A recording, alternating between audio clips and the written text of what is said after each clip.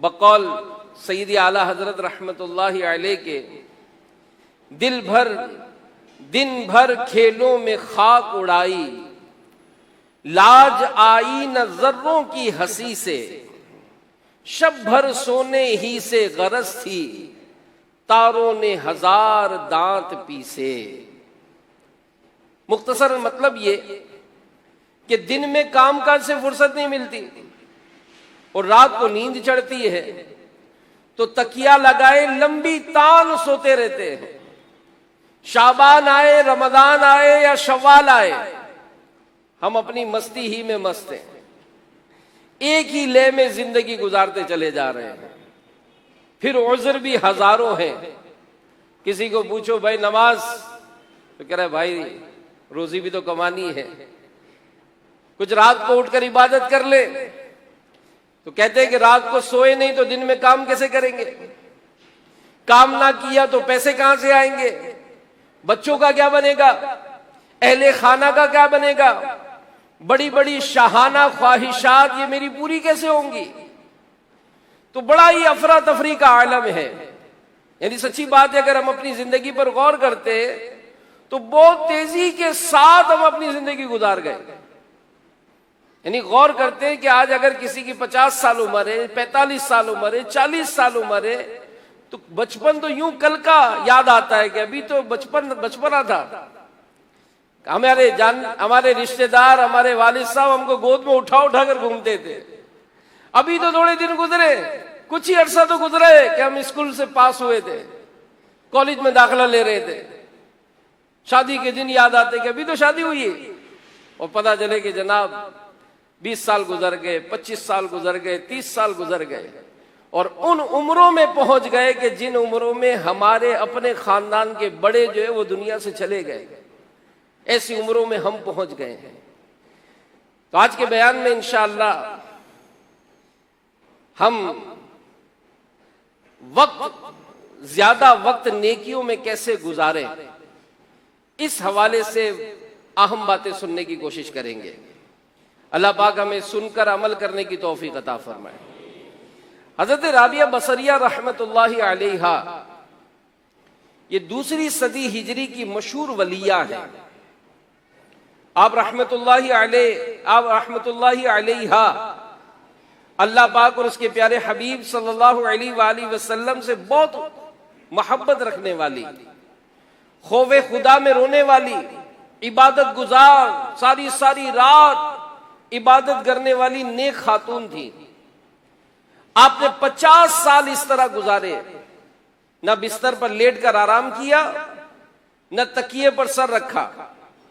آپ کی خادمہ حضرت عبدہ بنت شوال رحمت اللہ علیہا یہ فرماتی ہیں کہ حضرت رابعہ رحمت اللہ علیہا ساری رات نماز میں مصروف رہتی، صبح فجر سے پہلے مصلی ہی پر لیٹ جاتی، پھر کچھ ہی دیر بعد گھبرا کر اٹھ جاتی اور خود سے کہتی کہ اے نفس، تو اس ناپائیدار دنیا میں کب تک سوتا رہے گا، دنیا تو تنگی کا گھر ہے، پھر یہاں اتنی نیند کیوں، آج کچھ دیر جاگ لے، نیکیاں کما لے، قبر میں میٹھی نیند سو جانا، وہاں قیامت تک تجھے کوئی نہیں جگائے گا۔ عمل یہاں کر لے، دنیا میں عمل کر لے، آرام وہاں کرنا، پھر اٹھ کر عبادت میں مصروف ہو جاتی۔ اور آپ رحمت اللہ علیہا نے ساری زندگی اسی طرح گزاری۔ کسی نے خوب کہا ہے کہ جاگ لے افلاک کے سائے تلے، حشر تک سوتا رہے گا خاک کے سائے تلے۔ کہ آج اگر یہاں جاگے تو قبر میں انشاءاللہ چین کا آرام نصیب ہوگا۔ حضرت رابعہ بصریہ رحمت اللہ علیہا فرماتی ہیں، ایک رات سحری کے وقت میں نے کچھ تسبیحات پڑھی، پھر سو گئی۔ خواب میں دیکھا کہ ایک ہرا بھرا درخت ہے جو اتنا بڑا اور حسین ہے کہ بیان نہیں کیا جا سکتا، اس پر 3 قسم کے پھل لگے تھے، میں نے دنیا میں ایسے پھل نہیں دیکھے، کچھ پھل سفید تھے، کچھ سرخ اور کچھ زرد، اور سب اس درخت میں چاند سورج کی طرح چمک دمک رہے تھے۔ فرماتی ہیں مجھے وہ درخت بڑا اچھا لگا. میں نے پوچھا یہ کس کا ہے؟ تو کسی کہنے والے نے کہا کہ یہ آپ کا ہے، اور ان تسبیحات کا بدلہ ہے جو ابھی ابھی آپ نے پڑھی. فرماتی ہیں کہ میں درخت کے ارد گرد گھومنے لگی تو دیکھا کہ سنہری رنگ کے کچھ پھل زمین پر گرے ہوئے پائے. میں نے کہا کہ کاش یہ پھل بھی ان پھلوں کے ساتھ درخت پر موجود ہوتے تو کتنا اچھا ہوتا. جواب ملا یہ وہیں لگے تھے. آپ تسبیح پڑھ کر سوچنے لگی کہ گندا ہوا آٹا خمیرہ ہو گیا یا نہیں، اس وقت یہ پھل گر گئے. تو اے عاشقان رسول، اس واقعے کو، اس حکایت کو سامنے رکھ کر ہمیں اپنے بارے میں بار بار غور کرنے کی حاجت ہے. کیسی عبرت ہے کہ حضرت رابعہ بصریہ رحمت اللہ علیہا تسبیح میں مصروف تھیں. اس دوران تھوڑی دیر رک کر اپنے گندے ہوئے آٹے کے بارے میں سوچنے لگی تو ان کو یہ معاملہ دکھایا گیا. تو غور کریں کہ ہمارا کتنا وقت فضول بسر ہوتا ہے، کتنا وقت ضائع ہوتا ہے، اس کا کیا وبال ہوگا. مگر ہم ہیں کہ غفلت سے بیدار نہیں ہوتے. سوشل میڈیا، انٹرنیٹ کے بیجا اور غلط استعمال، دنیا کی محبت، مال و دولت کی الفت، قبر و آخرت سے غفلت، نت نئے فیشن اپنانے کی لت، ہوٹلنگ کی کثرت، بس کھاؤ پیو اور جان بناؤ کے نعرہ جہالت اور نیک کاموں میں ٹالم ٹول کی عادت جیسے وقت برباد کرنے والے کاموں نے ہمیں غلط رستے کا مسافر بنا دیا ہے. تو یہ غفلت اور بے حسی، یاد رکھیے، ہمیں احساس ہو یا نہ ہو، وقت ایک تیز رفتار گاڑی کی طرح لمحہ بلمحہ گزرتا چلا جا رہا ہے. ہمیں ہر گھڑی یہ وقت موت کی طرف لے جا رہا ہے. پارہ 30 سورہ انشقاق آیت نمبر 6 میں اللہ پاک ارشاد فرماتا ہے یا ایھا الانسان انک کادح الی ربک قدحا فملاقیہ. ترجمہ کنز ایمان، اے آدمی بے شک تجھے اپنے رب کی طرف یقینی دوڑنا ہے، پھر اس سے ملنا ہے. تو تفسیر نور العرفان میں ہے یعنی اے انسان تیرا ہر سانس تجھے موت سے اور رب سے ملنے کے قریب کیے جا رہا ہے. غافل تجھے گھڑیال یہ دیتا ہے منادی، غافل تجھے گھڑیال یہ دیتا ہے منادی، قدرت نے گھڑی عمر کی ایک اور گھٹا دی. تو میرے پیارے پیارے اسلامی بھائیوں، اس زندگی کو غنیمت جانیے. یہ زندگی جس انداز سے ہماری گزر رہی ہے، آج کے اس اجتماع میں ذرا غور و فکر کرنے کی عادت بنائیں. ہو سکتا ہے زندگی میں تبدیلی کی کوئی صورت بن جائے. تفسیر کبیر میں ہے، ایک بزرگ رحمت اللہ علیہ فرماتے ہیں میں نے سورۃ العصر کی دوسری آیت کا معنی برف بیچنے والے سے سیکھا. وہ آواز لگا رہا تھا ارحموا من یذوب راس مالہ، لوگو اس شخص پر رحم کھاؤ جس کا سرمایہ پگھل رہا ہے. اس کی عبرت انگیز صدا سن کر میں نے کہا یہ ہے ان الانسان لفی خسر، یعنی بے شک آدمی ضرور نقصان میں ہے. اس کا مطلب کہ انسان کی زندگی بھی برف کی طرح پگھلتی جا رہی ہے. جو اس میں نیکی نہ کمائے وہ سخت نقصان میں ہے. اے انسان تیری زندگی برف کی طرح پگھلتی جا رہی ہے. کیا تجھے احساس ہے؟ یعنی ہر آنے والا دن ہمیں موت کے قریب کرتا جا رہا ہے. ہم اپنے بچوں کی اپنی سالگرہ مناتے ہیں. امیر رسول فرماتے ہیں کہ کبھی اس ورڈ پہ غور کریں، ہم اس ورڈ پر غور کریں، سالگرہ. سالگرہ یعنی قدرت نے ایک اور سال ہمارا گھٹ گیا. اگر کسی کی 50 سال کی زندگی تھی اور اس 50 سال کی زندگی میں آج اس کی 45ویں سالگرہ ہے تو گویا 50 میں سے 45 سال وہ گزار چکا، اب اس کی زندگی کے صرف 5 سال رہ گئے. تو ہم ہر آنے والے دن، ہر آنے والے لمحہ اپنی قبر کی طرف، اپنی موت کی طرف بڑھتے چلے جا رہے ہیں۔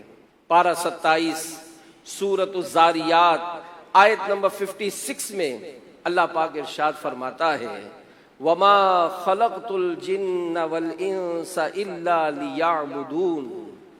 ترجمہ کنز ایمان، اور میں نے جن اور آدمی اتنے ہی اسی لیے بنائے کہ میری بندگی کریں۔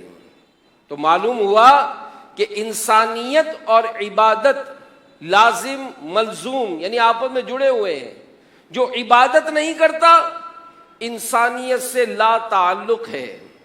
مشہور صوفی بزرگ مولانا جلال الدین رومی رحمت اللہ علیہ فرماتے ہیں، بڑی غور سے بات سنیے گا، بڑی غور سے بات سنیے گا، کہ اگر بادشاہ تمہیں کسی خاص کام سے کہیں بھیجے، بادشاہ تمہیں کسی خاص کام سے کہیں بھیجے، تم راستے میں اور بہت سارے کام کرو، مگر وہ خاص کام جس کے لیے بادشاہ نے بھیجا ہے وہ کرنا بھول جاؤ، تو بتاؤ کیا بادشاہ تم سے خوش ہوگا؟ ہرگز نہیں۔ پھر فرماتے بس اسی لیے دنیا میں انسان ہر کام بھولے تو بھول جائے، مگر ایک کام ہے جو ہرگز نہیں بھولنا چاہیے۔ وہ خاص کام کیا ہے؟ اس کا ذکر پارہ 22 سورۃ الاحزاب کی اس آیت میں ہے۔ قرآن پاک میں ارشاد ہوا اِنَّا عَرَضْنَا الْأَمَانَةَ عَلَى السَّمَاوَاتِ وَالْأَرْضِ وَالْجِبَالِ فَأَبَيْنَ أَن يَحْمِلْنَهَا وَأَشْفَقْنَ مِنْهَا وَحَمَلَهَا الْإِنسَانُ۔ بے شک ہم نے امانت پیش فرمائی آسمانوں اور زمین اور پہاڑوں پر، تو انہوں نے اس کے اٹھانے سے انکار کیا اور اس سے ڈر گئے اور آدمی نے اٹھا لی۔ تو آیت میں امانت سے نمازیں اور ہر وہ کام مراد ہے جس کے کرنے پر ثواب ملے اور نہ کرنے پر گناہ ہو۔ مولانا روم رحمت اللہ علیہ مزید فرماتے ہیں دیکھو آسمان، زمین، پہاڑ کیسی مضبوط اور عجیب مخلوقات ہیں، انہوں نے جس امانت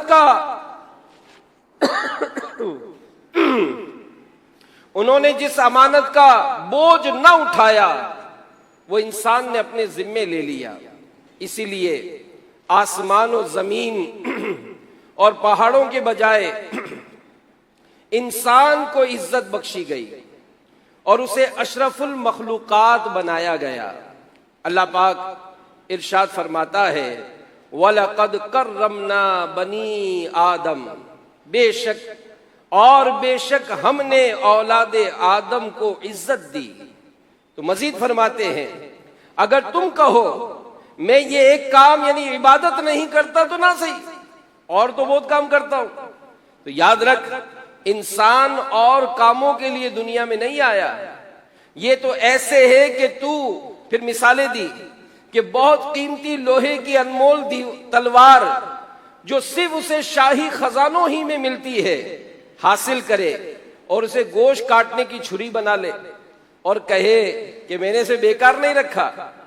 دوسری مثال دی یا تو سونے کی دیگ میں شلگم پکانے لگے، حالانکہ اس دیگ کے ایک چھوٹے ٹکڑے سے کئی عام دیگیں خریدی اور پکائی جا سکتی تھی۔ نمبر 3، یا بہت قیمتی تلوار گھر کی دیوار میں گاڑ لے اور اس پر ٹوٹے ہوئے برتن لٹکائے، فرماتے ہیں کہ کیا یہ افسوس کا مقام نہیں؟ برتن رکھنے کے لیے معمولی قیمت کی کھوٹی استعمال کی جا سکتی ہے، اس کے لیے ایسی مہنگی تلوار استعمال کرنا کیا عقل کی بات ہے؟ تو اے انسان اللہ پاک نے تیری بڑی قیمت رکھی ہے، اے انسان اللہ پاک نے تیری بڑی قیمت رکھی ہے۔ ارشاد ہوا ان اللہ اشترى من المؤمنین انفسهم واموالهم بان لهم الجنہ، بے شک اللہ نے مسلمانوں سے ان کے مال اور جان خرید لیے ہیں اس بدلے پر کہ ان کے لیے جنت ہے۔ تو پیارے پیارے اسلامی بھائیوں، مزید فرماتے ہیں اللہ پاک نے تمہیں تمہارے وقت، تمہاری جان، تمہارے مال اور کاروبار کو خرید لیا کہ یہ چیزیں اس کی راہ میں خرچ کرو، تو کیا ملے گا؟ تمہارے لیے ہمیشہ رہنے والی جنت ہے۔ اللہ پاک کے ہاں تمہاری ایسی قیمت ہے، اگر خود کو دوزخ کے بدلے بیچ ڈالو تو اپنے آپ پر ظلم کرنے والے ہو۔ کسی نے کیا خوب کہا کہ فرشتوں سے بہتر ہے انسان بننا، فرشتوں سے بہتر ہے انسان بننا، مگر اس میں لگتی ہے محنت زیادہ۔ تو اپنے معاملات پر غور کریں۔ روز ہمارے دن گزرتے جا رہے ہیں، اگر دن بھر میں کی جانے والی ہماری عبادتوں پر نظر کریں، کیا آج کا دن گزرا کیا پانچوں وقت کی میں نماز پڑھ سکا؟ اگر نمازیں پڑھی تو کیا پہلی صف پانے کی میں نے کوشش کی؟ کیونکہ پہلی صف میں تو ثواب ہے۔ کیا نماز کے بعد میں نے کچھ اوراد و وظائف کیے؟ کیا میں نے لوگوں کے حق ادا کیے؟ کیا میں نے ماں باپ کی فرما برداری کی؟ کیا میں نے سنتوں کے مطابق اپنے معاملات کو کرنے کی کوشش کی؟ تو میرے پیارے پیارے اسلامی بھائیوں، یہ وقت ہے جو بڑی تیزی کے ساتھ گزرتا جا رہا ہے کہ وقت نے رکنا ہے، نہ رکے گا۔ ہمیں غفلت سے بیدار ہونا ہی پڑے گا، ہمیں نیک اعمال کے لیے کمر بستہ ہونا ہوگا، ورنہ یقین مانیے بغیر عبادت کے انسان بیکار ہے۔ مشہور مفسر قرآن حکیم الامت مفتی احمد یار خان نعیمی رحمت اللہ علیہ ہمیں مثال کے ذریعے سمجھاتے ہوئے فرماتے ہیں، دنیا کی ہر چیز کسی نہ کسی مقصد کے لیے بنی ہے، جو کوئی اس کے خلاف استعمال کرے اسے پاگل و دیوانہ کہتے ہیں۔ آپ دیکھیں ٹوپی ہے، ہم سر پہ پہنتے ہیں نا، اگر کوئی پاؤں میں پہنے تو، جوتا پاؤں میں پہنتے ہیں نا، اگر کوئی سر پر رکھے تو جو رکھے تو اس کو کیا کہیں گے؟ یہ پاگل ہے، یہ دیوانہ ہے۔ اسی طرح جو چیز اپنا مقصد پورا نہ کرے وہ بے قیمت و بیکار ہوتی ہے۔ اگر گھڑی وقت ہی نہ بتائے تو پھینک دیتے، اگر بکری گائے دودھ نہ دے تو پھر گوشت بیچنے والے کو دے دی جاتی ہے۔ تو بس انسان بھی عبادت کے لیے بنا ہے، انسان عبادت کے لیے بنا ہے، اگر اس مقصد کے برخلاف چلے، اس پر عمل نہ کرے تو پاگل بھی ہے اور بیکار بھی ہے۔ مزید فرماتے ہیں، اگر ہم نے اپنا مقصد حیات پورا نہ کیا تو سمجھ لو کہ نمرود نے جب خدائی کا دعویٰ کیا تو مچھر نے اس کے دماغ میں گھس کر اتنا پریشان کر دیا کہ دن رات اس کے سر پر جوتا پڑتا تھا۔ اس بدبخت نے اپنے دماغ کو خلاف مقصد استعمال کیا، عبادت کرنے کے بجائے اپنی عبادت کروانے کا خواہش مند ہوا تو جوتا جو پاؤں پر پہنا جاتا ہے بجائے پاؤں کے اس کے سر پر پہنچا۔ جس کے سر میں خیال عبادت ہے اس پر تاج ہے، اور جس سر میں نفسانی خواہشات ہے اس پر جوتا ہے۔